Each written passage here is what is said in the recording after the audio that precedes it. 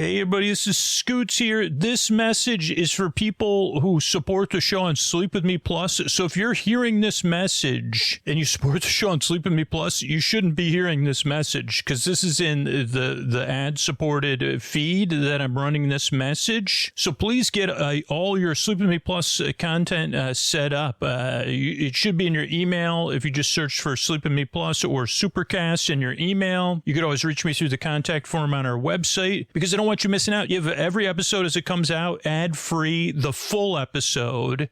Then every episode as it comes out, the story-only episode in a separate story-only podcast. There's bonus shows, read with me shows. If you support it, if you're a Boar Bestie or Boar Friend, you got all intros come out twice a month, an all-night compilation, like a 4-hour compilation episode. And those feeds go so far back. We designed Sleep With Me Plus with super listeners in mind, or super fans or people that love the podcast. So if you listen all night long, you know what's perfect? The ad-free episodes. If you fall asleep fast, you've got so many options. Story-only episodes, but you don't have to worry about anything interrupting, especially if you fall asleep fast. You can really build your playlist however you listen, if you listen a lot, but make sure you have everything set up. And also, if you haven't checked out Sleep With Me Plus, you know there is a 7-day trial, so check it out and test that out. Test out the story-only episodes if you listen all night long. If you fall asleep fast, test out the ad-free feed. If you love all intros, check out all the all intros. I think there's 200-300 episodes. In the bonus feed, there's like on some Saturdays, we put out a Posty Super Deluxe, which is experimental takes on episodes. There's Fearless Flyer episodes that have only been released on Sleep With Me Plus and Patreon. There's Ray episodes. There's tons of stuff to discover, and all your old favorites are there. And you could do all that if you have. Oh, actually, either way, go to sleepwithmepodcast.com/plus. You could sign up for a trial, or then you could log in and get everything set up right there. Go to sleepwithmepodcast.com/plus. If you're already supporting the show there, log in, add all of those podcasts to your podcast app,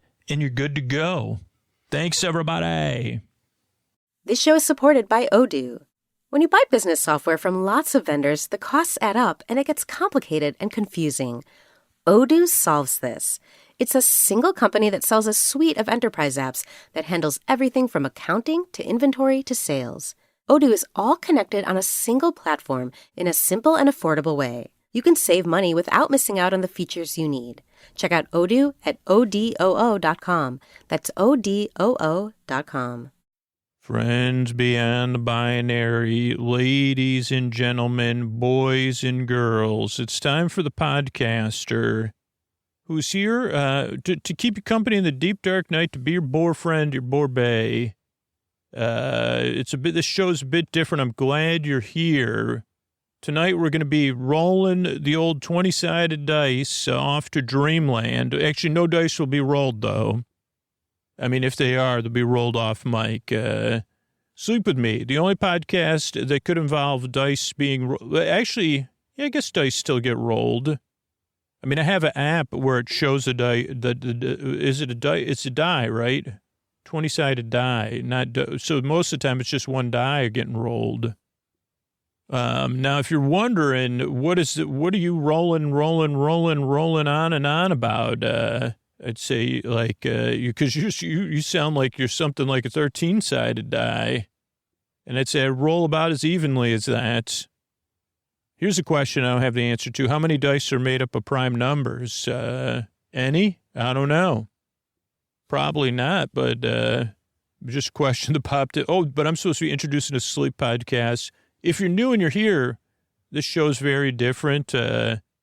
I'm glad you're here. It's meant to take your mind off of something and keep you company while you fall asleep. It does take a few tries to get used to.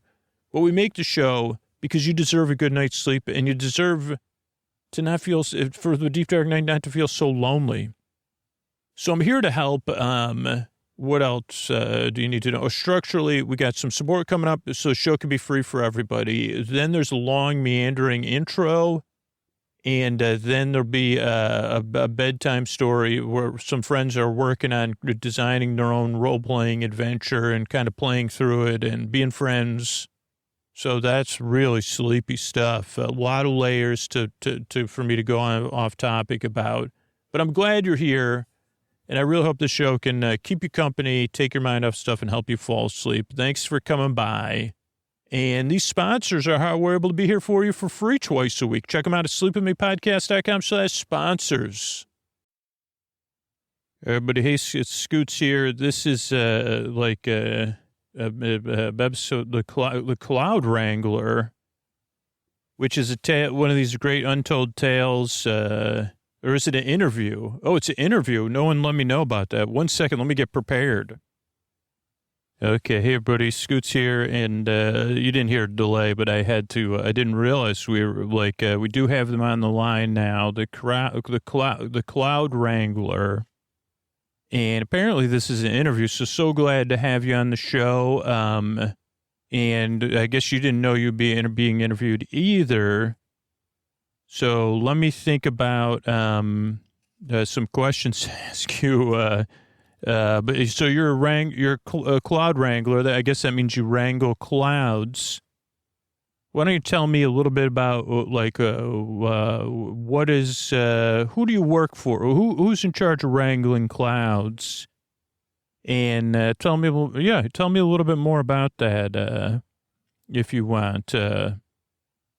Okay, hi, my name's you could call me the Cloud Wrangler. Technically, I don't wrangle clouds. I'm more, that's just a term, that's an earthbound term. No, and I'm not saying that in a way of judgment. It just is not a term we use. And I know you like to say, do I move clouds around and around and around and around? I wouldn't say I'm a cloud gatherer either. I'm a cloud coaxer is probably the best term. And I do work for Morpheus, not the Morpheus that you're familiar with, or people like them who watched movies in the early aughts are familiar with.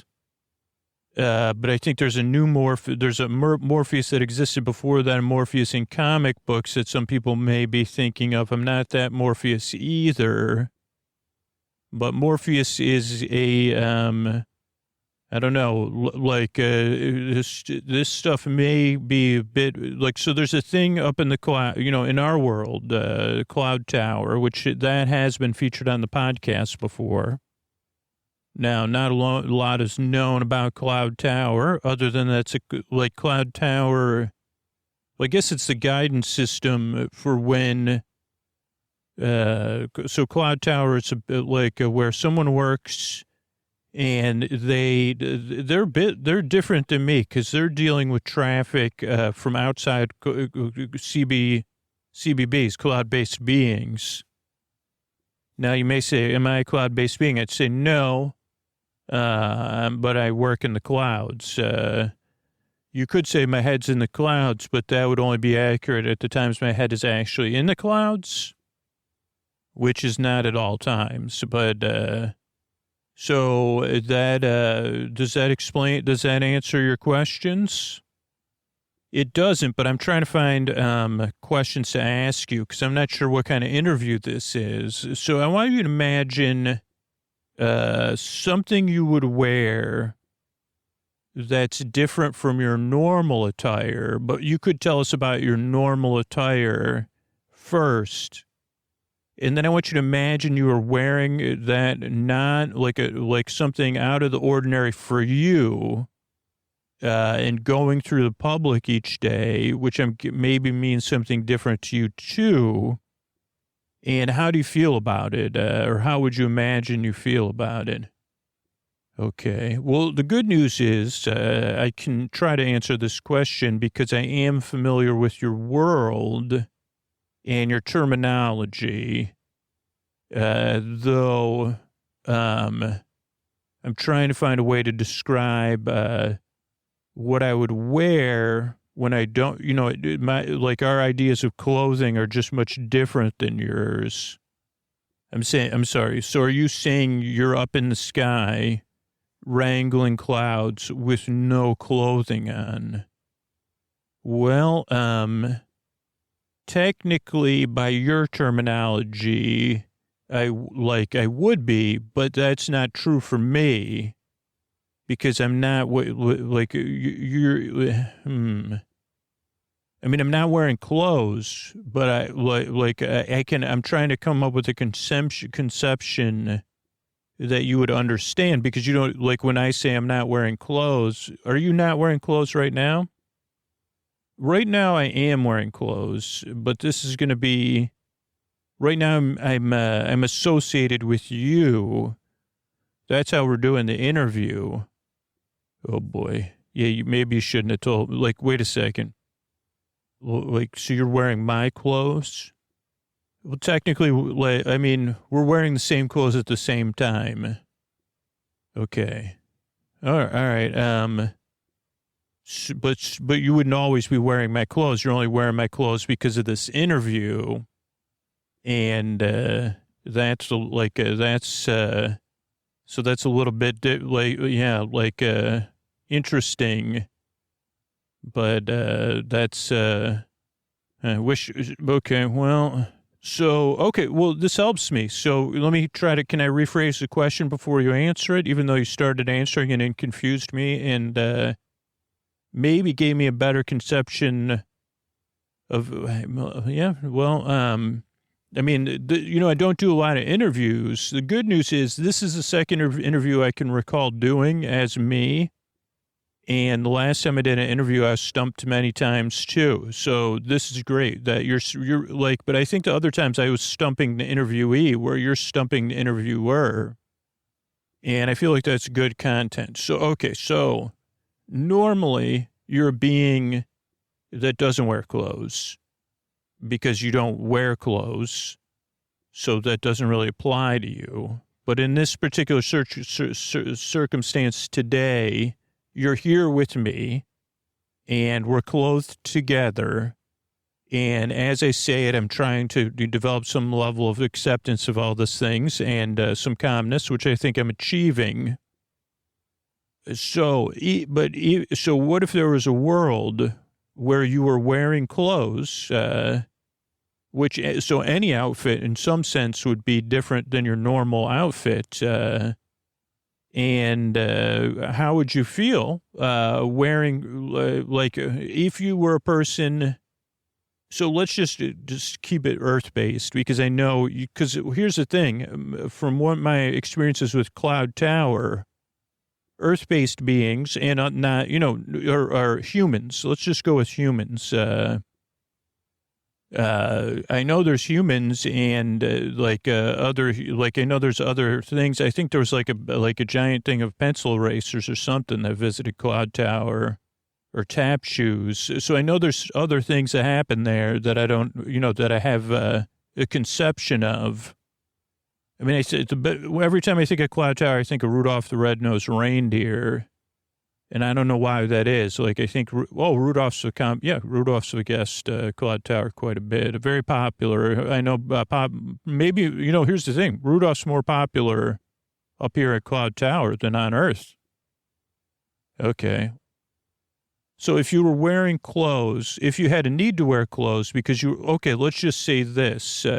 Let's say Morpheus said, Cloud Wrangler, I need you to go down to Earth. I'm going to do some sort of mystical, magical type stuff. You're going to take on human form, but please take on human form. I don't need, I just want to give another caveat that even though we're wearing my clothes together and I'm comfortable with it because I'm pretty sure it's cool, because I'm pretty sure you're some sort of vaporous being or whatever, or it's just for this interview. I don't need, I don't need you taking out, I've been reading, I read a lot of comic books, particularly lately. So I don't need to be in it. And then I'm also working on a series that takes place in a role-playing game, and I'm looking up a lot of spell stuff. So I don't need any of that stuff going. I barely have any control over my life anyway, or my decisions and my thoughts and my feelings. Those are way out of my control. So, in this example, that is only a thought experiment. Please let the thought experiment, and if it turns out to be anything real, that it's just you going down to Earth in human form. as an illusion through the power of Morpheus. And as you're getting ready to do that, or before you do that, you would don clothing. Or what we could do, there's a popular sequence in films. It sounds like you're pretty familiar with human pop culture. It typically happens it can happen in teen comedies, rom-coms, other films where there's a sequence, and it's usually a joyous montage of, happens, I don't want to point fingers, but I think every film on the greeting card channel may contain this sequence that I've watched when my mom's not watching the news and I'm visiting her. I've seen a lot of these sequences, like that happens. So, maybe we could do a montage of you wearing outfits, and you telling me, like, we could just walk through it. I forget the original question. You're headed to Earth, not as me, not becoming me or taking me over, but in your own human form. We're setting aside any thought experiments of, we're just focusing on the outfit. Tell me about some outfits or let's roll through an extended slow moving montage for a sleep podcast, of you coming out of, the dressing room in outfits. And we do, I could be that person that's sitting there. My legs are already crossed and I'm in a chair. That's the great news. And let's take it from there, Cloud Wrangler. Okay. Well, the first thoughts I had was, what's going to make me feel most comfortable? Well, I have two competing thoughts, but I'll start with that one. And maybe it's the way you're dressed, even though I know I'm taking on other form, but right now you seem to be dressed comfortably. And also I have access to your, I shouldn't have said that, but I do have access to your memories. I also am aware, we keep an eye, Morpheus, taking a liking is probably the wrong way to describe how Morpheus feels about you, but that might be the easiest way for you to hear and understand it. So Morpheus kind of knows your relationship with clothing and things like that. And Morpheus and I both know that the shorts you're wearing now, interesting enough that you brought up your mother, because I think you were either with your mother when you bought these shorts, or you said when you were buying the shorts you're wearing now, said, "Oh, I remember when we went shopping with Grandma," to your daughter, and you're buying them at a place that's associated with kind of fast clothing. But I know you've had these shorts for at least 5 to 6 years, and they don't really look that tired, we'll say. But they're also casual shorts you mostly wear around the house, and they're elastic waistband drawstring, some sort of material like linen that's not linen, that is the right thickness for you, very soft, but not too soft, because I know you don't like those clothings that are too soft, and 100% cotton, I'm guessing, which I know you have a preference for, and most of the time. Interestingly enough, your shirt, I guess I wouldn't wear, because your shirt, so I would wear those shorts you're wearing now. I would not wear the shirt you're wearing now, even though you seem pretty comfortable in it. I know you have a ongoing, unsure relationship with what are these manufactured clothing things. It's some sort of non-cotton material. And it's a shirt. The funny thing is that shirt probably was, this was a shirt you got at TJ Maxx. You say really TJ Maxx. That's funny how TJ Maxx. Yeah, you almost say it like a computer. I mean, that's fine. I'm not making fun of you. I just never heard of TJ Maxx. TJ Maxx. But that's fine. Because I just watched Galaxy Quest. I guess that's made me think of it. Oh, yeah. I know you were thinking of making Galaxy Quest 2 in your imagination, Scooter. Morpheus and I had a laugh at that. Well, yeah, we had Galaxy Quest. The return. It was actually called Return to Galaxy Quest. And then we said, well, maybe we should look up the other original Star Trek movies and then come up with a title based on that. Then we said, what if we just took Galaxy Quest and applied it to another popular property, even though we'd never get the rights to that? And then we kind of said, well, maybe Star Kid already did that. So, yeah. And there's other movies like Galaxy Quest, but we now I can't think of them. Okay, Scooter. So I wouldn't wear the shirt you're wearing because so you bought it at TJ Maxx. I know that, and I know that it probably was about like a good deal, but not you wouldn't have considered it fast fashion. And it's a shirt that you normally is marketed towards exercise or warm weather. And I know that you were strongly encouraged to purchase this shirt by a sibling who loves these style shirts, and that you have 4 different versions of the shirts. You've probably possessed the shirt not as long as the shorts. The shirt is definitely not aged as well as the shorts because it went from being a shirt you could wear other places to now being a shirt that can only remain within your home. And so we have that. So those things are so, but it's also that, I don't know, one, you got the static issue with the shirt. But I don't know, like, I know that otherwise you wear cotton shirts as your pajama shirt. Who's interviewing who right now? Whom? And Scooter, I'm just postulating on what shirt I would wear. But I thought the whole thing was that I thought this was going to be like a montage, right? A slow moving montage, Scooter. There's probably some sort of like somewhere in another world, Morpheus is probably playing like the pan flute. Well, I don't know if I've ever seen a clothing try on montage with a pan flute before. You don't know how that would, Scooter, I'm just trying. I mean, I don't know if I've heard the pan flute played slowly either, but I guess, I could hear the up notes when you come out of the thing.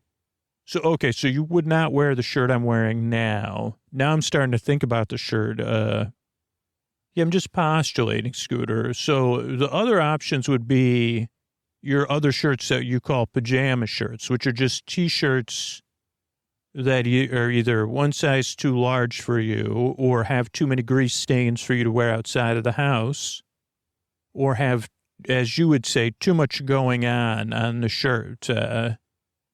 And I could say, well, I know you wear a lot of those because you work from home some days and, but I don't know, I'm not feeling those shirts either. Okay, now I feel like I'm getting to know you because you're having preferences different than me. So this is good. So we would have the same shorts on. So what are you looking for in a shirt?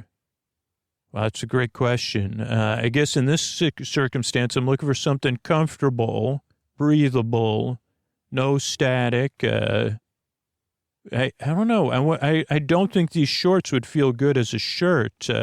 Scooter, could I ask you this question? You could. Okay, so how would you feel like, I guess this is like if I was wearing a shirt that was now, can we get into some of your other wardrobe? And maybe you could even do a try on, not for me, but for yourself later. Oh boy, I think I know where you're going with this. Yeah, so I was thinking, and if I was in your situation, so now I know you have to walk the dog, so that I guess this is where the objection would come in. But so you have shirts that you're 80% about. Some shirts like the one you're wearing now, maybe you're at 65%. But you like, what about shirts that are open, like a button shirt? So then you have full control over the breathability of the shirt when you're alone. And it's appropriate. You could button it up when you leave the house, and you have a little bit more material choice. Now, Scooter, by the way, I can read your mind. I forgot to, I'm within your mind. You understand that I'm, a vapor-based being, you know. Yeah, I thought you said you weren't made of clouds, but anyway, so yeah, I would worry about wrinkling, constriction, and people like when I leave the house with these shorts on, usually my footwear is whichever footwear I've left by the door that I could put on without, you know, that I can just use to walk the dog. And so I know the shirts, the initial shirts you were thinking of, I think I've talked about on the podcast before. And please don't bring up the short shorts. I did say, like sometimes I do search for stuff based on intros. And I know on an intro I said I wanted to, you know, have a waffle-based wardrobe based on waffle clothes. I was, you know, waffling on waffle clothing. And I said to myself, I wonder what would happen if I had like, can you buy waffle-based clothing? Really, that was because I wanted terry cloth clothing. And, but that kind of, like, I'd like to wear terry cloth-based clothing. But that was harder to find. And then I had a waffle robe and some waffle towels. Now, the interesting thing is the waffle robe is a little thick because it's 2 layers of waffle. The waffle towels are perfect because they're just 1 layer of waffle, very thin. And they're for quick drying. And they're not too soft. I mean, I guess some people would say they're like a little bit not soft enough, but I find them great. But so then I went online, I searched for waffle-based clothing, and eventually I found some sort of obscure site that sold waffle-based clothing. And seemed like it was for people that were a little bit, their lifestyle's a little bit cooler than mine or something. Also, it was incredibly low price, so I think it was all on clearance. And yeah, I bought, I said for the live shows, these would be cool. So I bought a baby blue set of shirt and shorts, and then a purple of the color of Sleep With Me shirt and shorts. Now they were like almost from the future. Now I guess in the future I'll be wearing short shorts because they're very short shorts. I also bought a polo shirt and lounge pants or sweatpants. Those were great. I wouldn't wear them out of the house, but they're lounge pants for the winter. And then the black polo shirt, I haven't really worn it, but I probably could. And then, the other 2 shirts, though, are they're like from the future. They kind of like go together they're complicated closures, like something like a Starfleet uniform. If just to give an example, the bottom button, I would have to take my right hand, reach it under my left armpit towards my hip to button the shirt. And then I think the next button is like on my, like below my chest on my right side with my left hand. So I don't know I could try. I'm willing to try. Okay, Scooter. Yeah, the other thing, I think that sometimes you've bought dress shirts on, what do you call that place? TJ Maxx. I know some of those you've left behind in other places where you have, where your parents and your brother live, so then you don't have to bring as much clothes, so then you just wear old clothes. It's like you wear your hand-me-forwards. They're not hand-me-downs, they're hand-me-forwards. Yeah, that always creates a few days of, I'm from a large family, and I'm a complicated person. But yeah, I had an idea at some point 3 or 4 or 5 years ago. Why not have, I didn't call them hand-me-forwards. That's a great term. But my parents, now their place is pretty small. So I've only been able to, so those clothes where my parents live at their condo, those are more universally left clothes. So, but hopefully ones that my parents don't return, like sweatshirts, towels, socks, which I know everybody, but if you wash socks, it's like, come on. And maybe a couple pairs of shorts and shirts.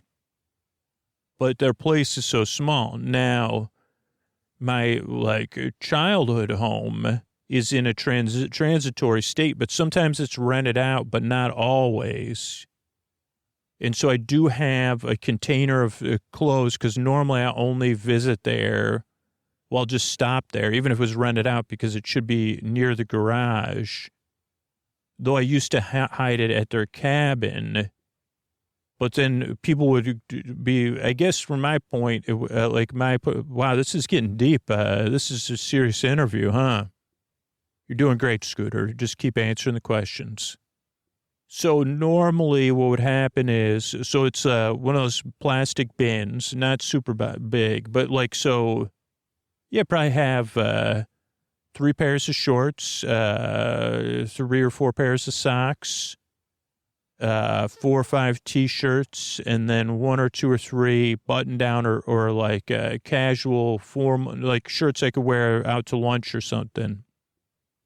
But clothes that I didn't necessarily wear here or that became have some sort of stains on them. Where if I'm on vacation, like sharing a cabin with my family, that like I don't really mind wearing. So clothes you're comfortable in when you're in a comfortable place. Yeah. I mean, like you could, there's 2 pairs of the exact same gray shorts that are like faded from, and maybe even a pair of jeans. Yeah, Scooter. And there's like even, you have a couple long sleeve shirts there in case it gets chilly, maybe even a sweatshirt. Yeah, I do.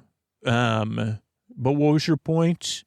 So I was just thinking, because you have some of those type of shirts along with these waffle clothes. The problem with your waffle shirts, Scooter, is you don't wear, like, they're never going to, I mean, I guess they could be your show shirts, your live show shirts, but that's kind of a very specific and, like, only could wear them at a certain temperature that, so only that'd be like 1 or 2 live shows a year.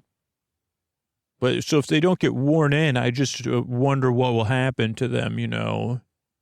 Yeah, no, I hear you.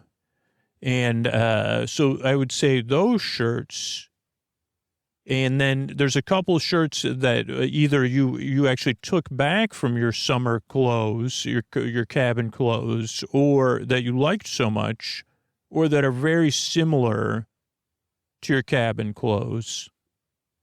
And I know even one shirt you did put into rotation recently that, yeah. So what wait, are you saying you want to borrow, like when you come to Earth, you're going to borrow my clothes? I guess so, Scooter. I mean, these are the only clothes I've ever known, but I'm going to borrow some of your clothes that you're not utilizing fully. And I'm suggesting maybe you do the same. Okay. This means you're probably not going to try on any more clothes for the montage. No, I think that's it, Scooter. That's a good, that was a good montage. Okay, here's another interview question. Scooter, where are you getting these questions? Oh, random. I grabbed like 4 books that were sitting on my couch, and then I'm going through them. And okay, Scooter. This one is, I want you to write a letter to one of your favorite author, musician, actor, or business establishment. What is it that you admire about each of them? Okay. Scooter, again, I don't have a frame of reference for this kind of stuff. Like, I have your frame of reference and then Earth's frame of reference, but we don't have, so we do have authors, musicians, actors, so creative people coming to Cloud Tower.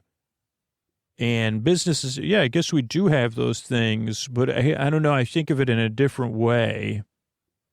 So why don't you talk about one of those things that sticks out to you, and then maybe I could use that as a frame of reference yet again. Maybe even something you've talked about before, but it's been a while. Wait a second. Yes, Scooter? I'm seeing you working now. What do you mean, Scooter? So this is your cloud wrangling skills. You could be an interviewer. Because what did you say you do? Cloud coaxing. You're trying to you're coaxing me. Scooter, I didn't know I was doing that. I don't know if I believe you. Like, do you because you want me to talk about Steven Spielberg, right? Oh, that would be great. Well, what about Steven Spielberg? Did you came up for you, Scooter? That maybe you haven't talked about in a while, and maybe this could be a framework. Maybe Scooter, you could actually do this. We could talk out a letter, then you could send it to Steven Spielberg, because let's be honest, you're not like you don't want to handwrite the letter because your handwriting is just hard to read. Though you could handwrite it and send it with a typed copy, and then you could, let's just talk it out, because I think there's enough people listening to the show now that haven't listened in a long, that didn't listen early on, and they might not know about any of this. Okay, you coaxed it right out. So you want me to start, Dear Steven Spielberg, I just wanted to let you know that you changed my life, and I wanted to say thank you. Now, some of this I would edit because I'm not so, Dear Stephen, a lot of this is based on my childhood perceptions of you, though I know that's just my childhood perceptions. But sometimes I think that childhood appreciation is more powerful than reality and the fantasy you created. I don't want to sound, I guess I'm doing a little performative, but I'm trying to be honest and performative at the same time. Okay, Scooter, yeah, this is just a first draft.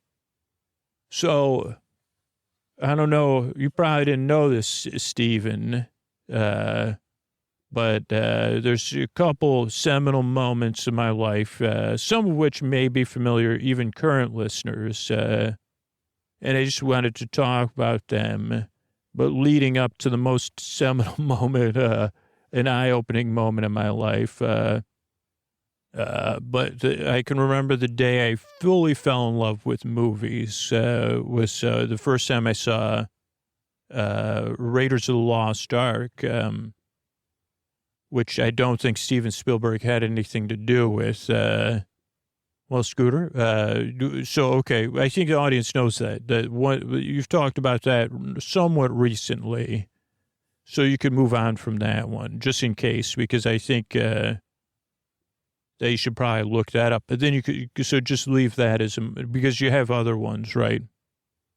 Right, but then when I fell in love with Raiders of the Lost Ark, it was something outside of me. And something like magical, but untouchable, an untouchable, inaccessible kind of magic that I could only see. And then a special summer came, the summer of whatever year it was, when two separate movies came out within a time frame. Scooter, I'm not, Scooter, yeah, you like, I guess this is all good because, it leads into, thanks for your coaxing. You're just trying to coax me to keep going. You're doing great, Scooter. Okay, so, that was the summer that Goonies and Back to the Future came out. And, by the way, A View to a Kitten, which was a James Bond movie. I think those all came out the same summer. And they came out on my radar because I can remember, I think about hearing and talking about Back to the Future before it came out in a car on a hot day, going somewhere I didn't want to go with somebody else's family, but with one of my friends. And I can remember that. I don't know which movie came out first. I think Goonies came out first. And I can remember this was the first time I was able to go to the movies by myself. There was a movie theater within walking and biking distance of where I lived, even though it was far for a kid. Wasn't too far. And it was definitely the price, especially for a child matinee, was unbelievably low. I'm pretty sure I had my paper out, so I had a little bit of cash on hand. And I remember seeing that movie over and over and over again. And then I found out that there was a movie with more hype coming out after that called Back to the Future. Somewhere in there, I also saw View to a Kitten, a Roger Moore James Bond film, a bunch of times as well. And then this other movie came out called Back to the Future, not A Back to the Future. Now, I may be remembering these in the wrong order, but I don't think I am. And I said, there's a movie that's getting better reviews than Goonies and is even more expected to be more popular. And not the James Bond movie, but the other two movies were in my head associated with executive director, producer Steven Spielberg. And I can remember the moment I was playing with my toys, I think looking forward to seeing Back to the Future, and with the thrill of seeing, again, as a child or whatever, yeah, like I definitely was not even prepubescent. Or maybe I was prepubescent, but as a child who played with toys. So whatever, 19, I don't know. Scooter, yeah, that's a good age for being self-deprecating. So yeah, I appreciate it. So yeah, I can remember playing with these toys and realizing as I was reenacting scenes, mostly from A View to a Kitten, but with that anticipation of Back to the Future and the thrill of A View to a Kitten and Goonies running through my bloodstream, that movies were made by people, which was the people who make movies, was the episode I talked about this. I don't know how many years ago it came out, maybe 5 or 6 years ago. And I can remember it because I said, wait a second, it's people's jobs to make movies. And that's when I decided what I wanted to do with my life was to become the next Steven Spielberg. Now, a couple of things you should know, Steven. I didn't have the greatest, I was not a good student. I was not a very disciplined child. I was very good at daydreaming, consuming and reading, daydreaming, consuming things that would encourage my daydreaming, like books and movies, and playing. So I had those down, those three things, along with like other shades of fantasizing, unrealistic expectations on both sides of the coin. None of this is your fault, by the way, just in case you thought it was, but this is a first draft of a letter anyway. Then what happened, Stephen, was I returned to school after this heady summer, which may have not just been the summer, but I'm associating with the summer because that's how I remember it. I returned to school, and that door didn't totally close, but it felt closed a little bit, right? I felt like I was back in the old airlock, and this was a particularly rough school year. And this happened just like in the movies where finally one day the teacher said, I want you to write a report on what you want to be when you grow up or something like that, your future career, your dream career. And it has to be whatever we were learning how to use books for this kind of thing. And maybe it was on a break. I'm presuming it was on a break because that was when I definitely wouldn't get any schoolwork done because I'd be too busy imagining, Stephen. Maybe that's familiar. And so what happened is that, one, at my school library, which was very small, there was not any books. I don't even know if there's any books about movies. There's a great book about people who like rode the seven seas and the pirates. I could say that. And one about dinosaurs. Those are the main ones I checked out most of the time. And I can't even remember checking out any other books. Then I went to my regular libraries, 2 branches, by the way, Monday branch and the Hazard branch. Maybe even a third, because I had 3 libraries. I can't think of the third library's name. It's on Genesee Street, or maybe that was Hazard. Howlett Hill, is that the other one? Was that Howlett Hill and then Hazard? These are Onondaga County libraries, Stephen, just for your future notation. And now, I think I probably even asked for help. I couldn't find any books on executive producer directors. This is back when there was no internet, or there's there's probably microfiche. Now, I mean, honestly, Stephen, this was also seminal in the sense of this became something I actually enjoyed for a time. This was one of the few student activities later in life I would be good at if there was an open-ended assignment and we had to search it because of databases. It became an older student. But at the time, I kind of was just defeated. And I said, well, I'm just going to write this paper from my heart. And also, I have really bad handwriting. I had, stuff happen to my arm when I was even younger. So I also got very tired very fast writing. This had to be handwritten. It probably had to be 6 or 7 or 4 pages. I don't know how many pages. And I realized also I'm not good at spelling. Executive producer, director.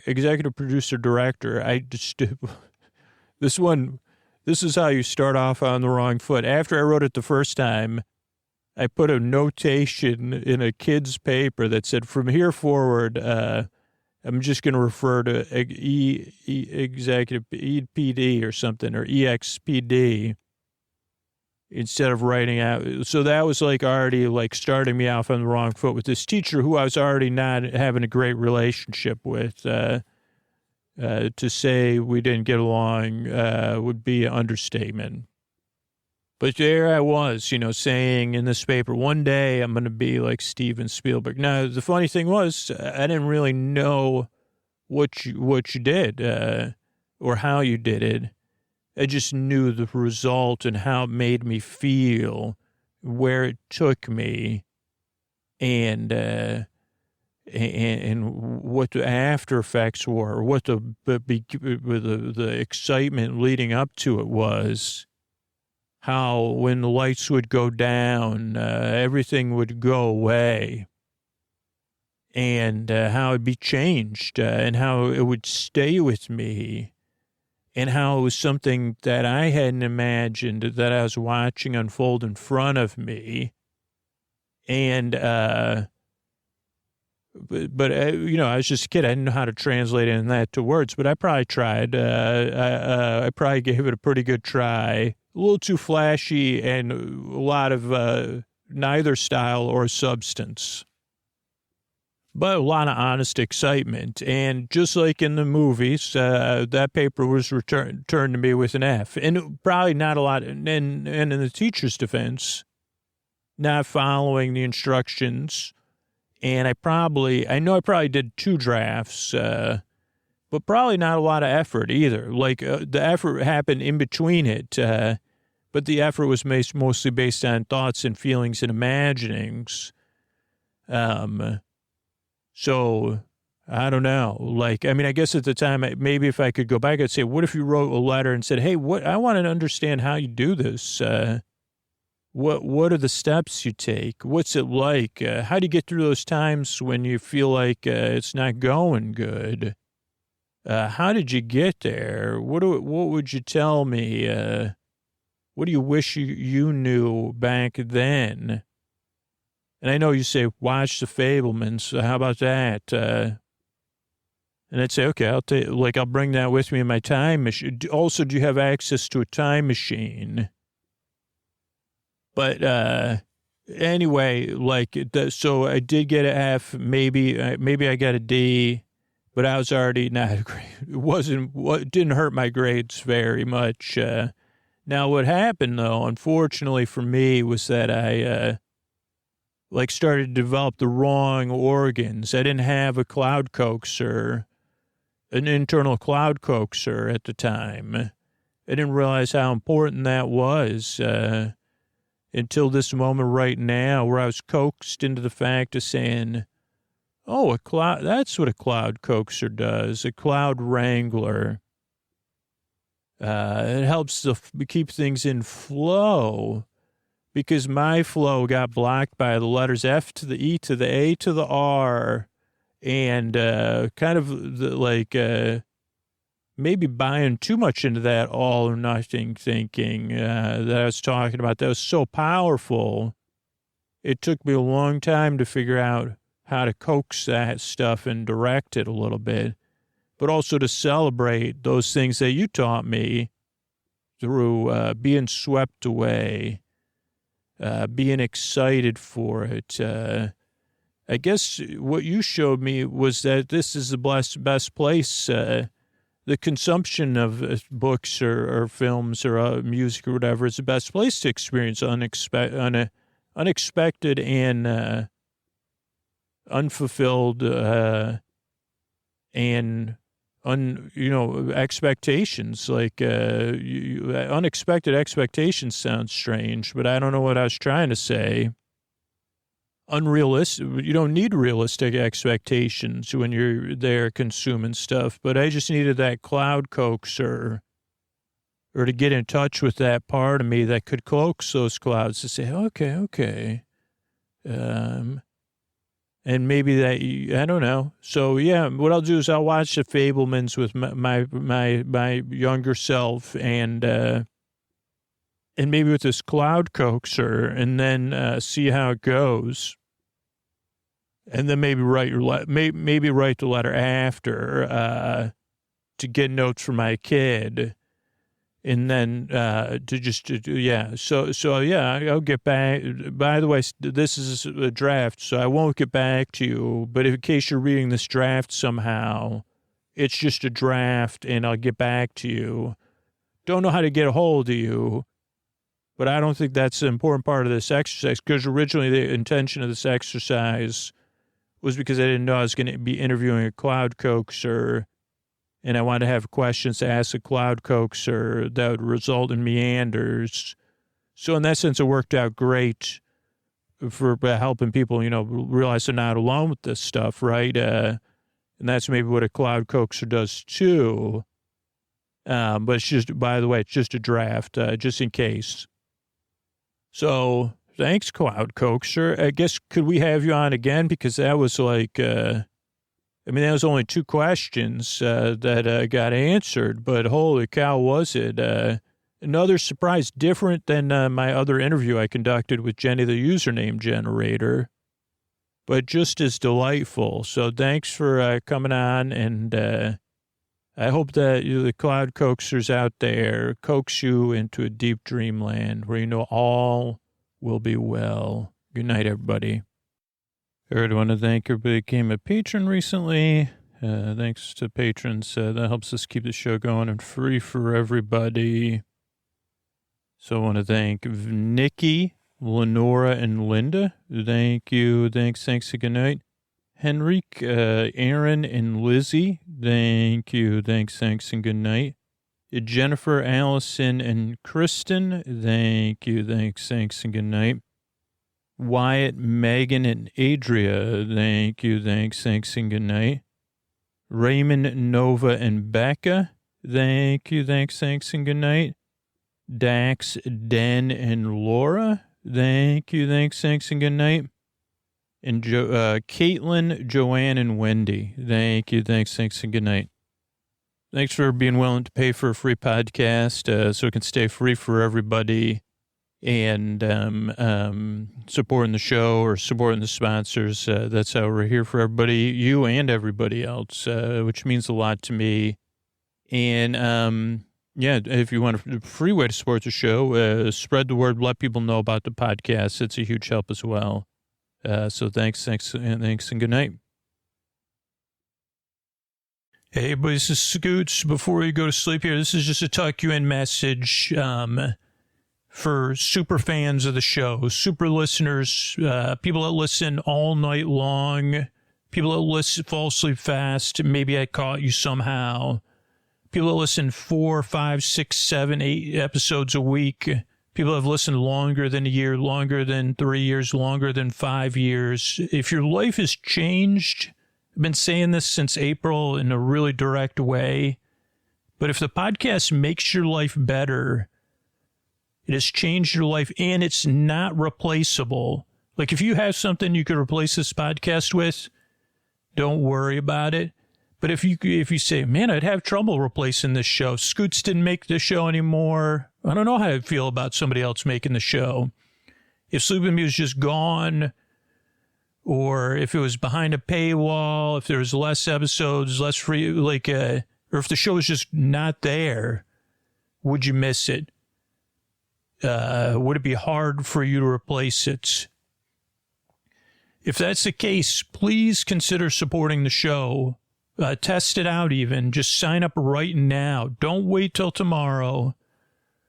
Because most people that wait for tomorrow wait a few years, to be honest, or maybe never support the show. It's always tomorrow. Don't wait till tomorrow. If you're going to miss a show, support it right now. Set up the bonus content tomorrow when you're rested. But you could do that. sleepwithmepodcast.com/plus. sleepwithmepodcast.com/plus. Then you don't have to worry about any of this. And also, like a lot of people that aren't in a position to support the show or having to cut back right now, you'll be supporting the show for them too, which is pretty cool.